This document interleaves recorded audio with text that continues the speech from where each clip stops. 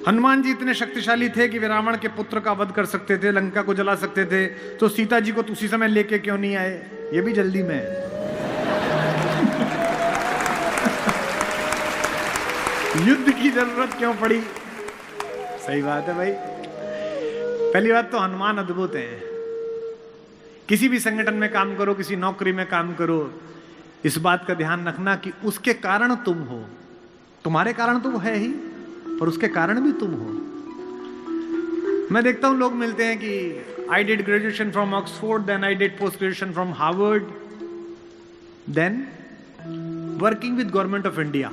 मैंने कहा ये आखिरी बात सबसे अच्छी है, बाकी सब तो ठीक ही थी। हनुमान इसीलिए सर्वश्रेष्ठ हैं, सेवकों में अग्रगण्य, क्योंकि वो कभी ये नहीं कहते कि मैं कौन हूं, वो कहते हैं कि मेरी टोटल औकात ये है कि मैं इनका चेला हूं, इनका काम करता हूं। और महर्षि भी उनका परिचय देते हुए यही लिखते हैं कि इतने सारे गुण हैं, इतनी डिग्रियां, लेकिन अंत में क्या है? इनके हैं दूत, मनोजवम,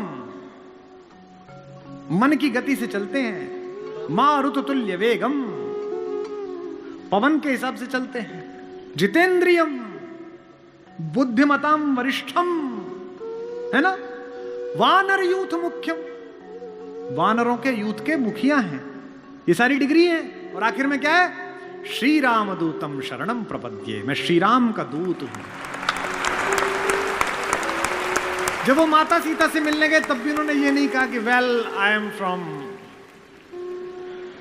नहीं बोल सकते थे। पंच तत्वों में से एक पवन के बेटे हैं वो, मां अंजनी के पुत्र हैं वो, भगवान शंकर के मानस पुत्र हैं, ब्रह्मा उनके गुरु हैं।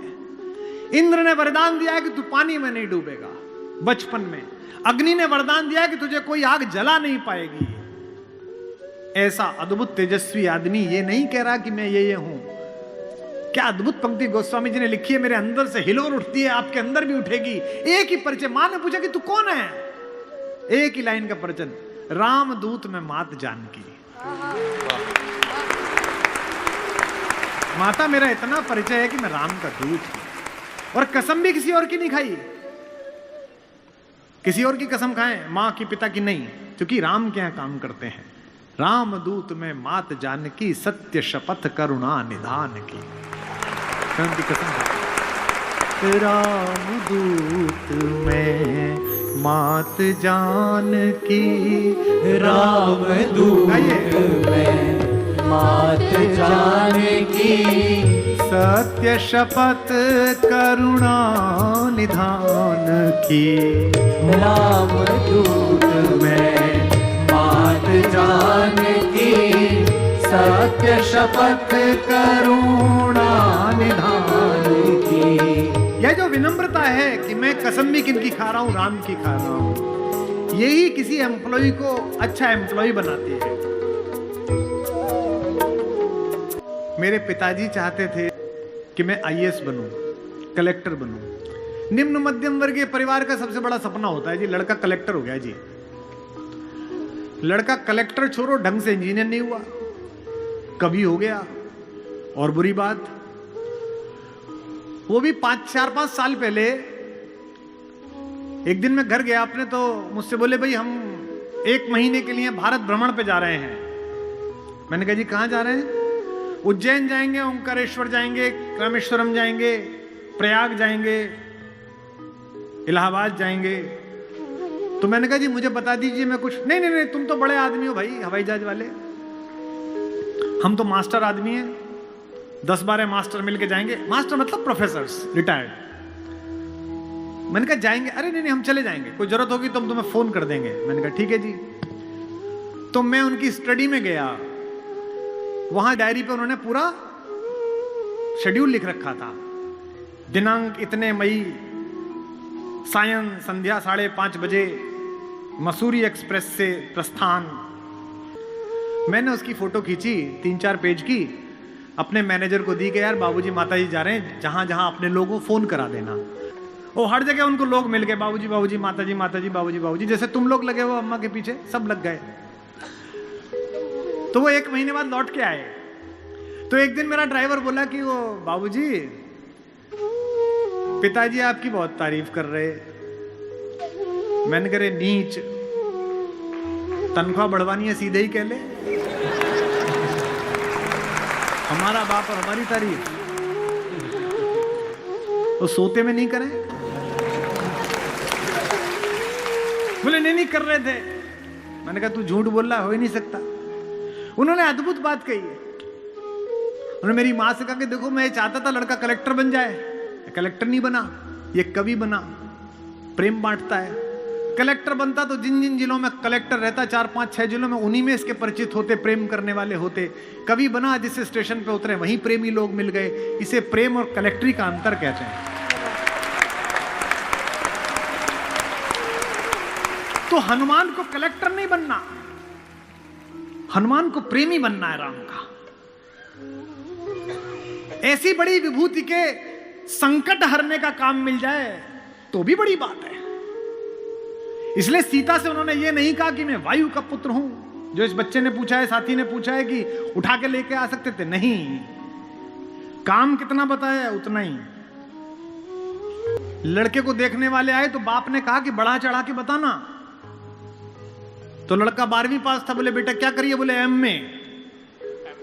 हाइट 5'10" थी। बोले हाइट कितनी? बोले 6 फुट 2 इंच। तो लड़का थोड़ा खांसा तो लड़की का बाप बोला कि बेटा खांसी हो गई? बोले नहीं, कैंसर।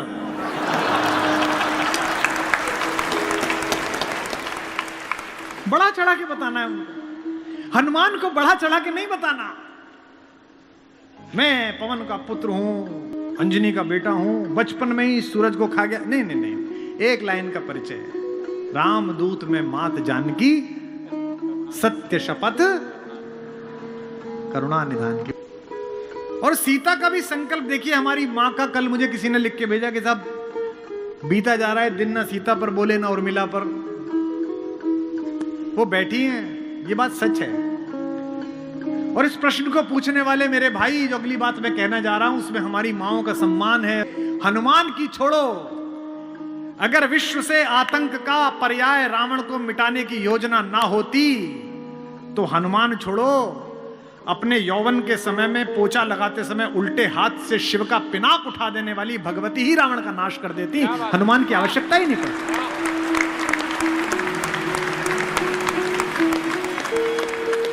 जिस मेरी माता में इतना साहस था कि घर में झाड़ू लगा रही थी तो भगवान शंकर का धनुष उल्टे हाथ से उठाया और झाड़ू लगा दी। महाराज ने देखा कि अरे ये क्या, तो मुझसे भी नहीं हिलता। तो उन्हें लगा कि देवी है। उस दिन उन्होंने संकल्प किया कि जो इस पर प्रत्यंचा चढ़ा देगा उसे मैं इस पुत्री का हाथ दे दूंगा। राघवेंद्र आए, विश्वामित्र ने कहा बेटा लेट्स ट्राई। उन्होंने ऐसी प्रत्यंचा चढ़ाई, वो टूट गया। और उसमें भाई साहब और उनके छोटे वाले। परशुराम ने पूछी कैसे टूटा? बोले इतने क्यों गुस्सा हो रहे हो, बचपन में हमने बहुत सारे तोड़े थे और तोड़ दिया। जहां ना फजीता हो वहां लक्ष्मण पैदा करा देते हैं। उनको देख के डर लगता रहता कि अब हुआ झगड़ा, अब हुआ झगड़ा। धनु ही सम त्रिपुरारी धनु। वो गुस्सा आया, बोले अच्छा धनु ही है ये? इतनी अद्भुत पराक्रमशीला भगवती, अगर वो ही चाहती तो वो ही नष्ट कर देती, लेकिन नहीं। इसका उद्देश्य ही ये था कि एक बार ये कौतुक हो, राम आए और पृथ्वी से इन अनाचारियों का नाश हो। इसका उद्देश्य ही है। जब अहंकार से भरकर गया रावण और माता से कहा कि देख, या तो तू मेरा प्रणय प्रस्ताव स्वीकार कर ले, अन्यथा मैं तुझे उठा के ले जाऊंगा बलपूर्वक। तो प्रसंग आता है कि सीता जी ने जिस चटाई पर बैठी हुई थी उसका एक तृण, एक टुकड़ा तोड़ा और आगे रख दिया और कहा कि मूर्ख, तू मुझे उठाएगा? तू इस टुकड़े को पार करके दिखा दे, चल। मेरे साथ एक प्रोफेसर साहिबा पढ़ाती थी। उन्होंने मुझसे पूछा कि आपको नहीं लगता कुमार जी कुछ ज्यादा हो गई?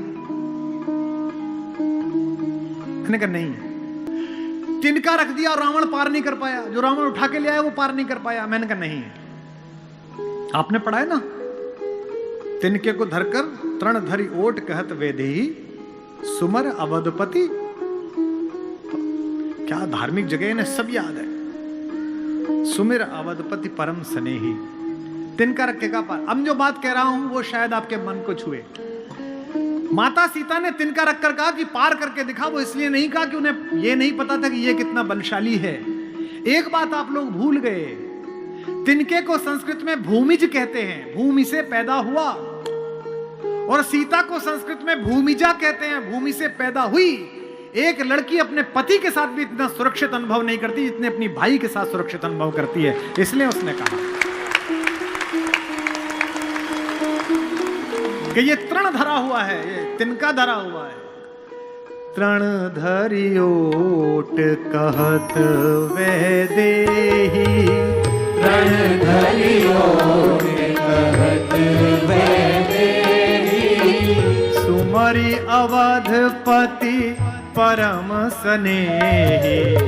तृण धरियोट कहत वै देहि, सुमरि अवधपति परम स्नेही। इसमें एक शब्द है, ध्यान से सुनिए, वो है परम स्नेही। ये जो आत्मविश्वास स्त्री के अंदर आता है या पुरुष के अंदर आता है, ये स्नेह के कारण आता है। अगर स्नेह ना हो तो नहीं आता। मुझसे लोग कहते हैं कि शासन कब सुधरेगा, सरकारें कब सुधरेंगी। मैं कहता हूं कि संकट में पड़ने के बाद जिस आस्था और भरोसे के साथ आप अपने घर में रखे हुए छोटे से एक पत्थर के आगे सिर झुका देते हैं कि भगवान बचा लेना, इसी आस्था के साथ जिस दिन भारतीय व्यक्ति न्यायालय में और थाने में जाना शुरू कर देगा कि यहां पहुंच गया तो बच जाऊंगा, उस दिन मानना कि सरकार में राम राज्य चल रहा है।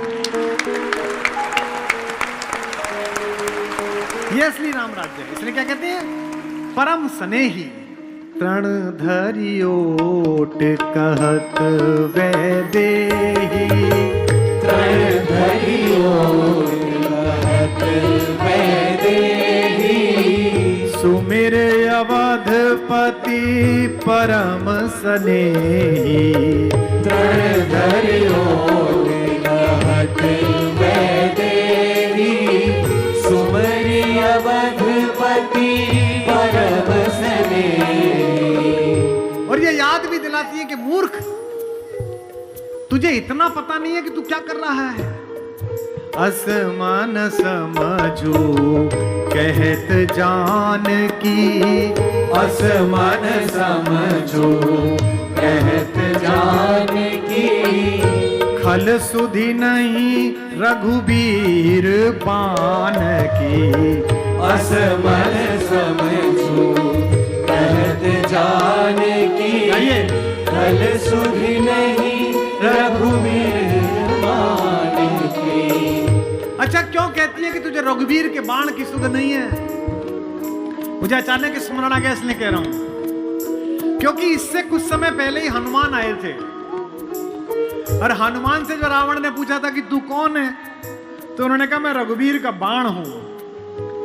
तो सीता कहती है कि अभी तो तेरी लंका जला के गया है, फिर भूल गया। इसलिए कहती है खल सुध नहीं रघुवीर बाण की।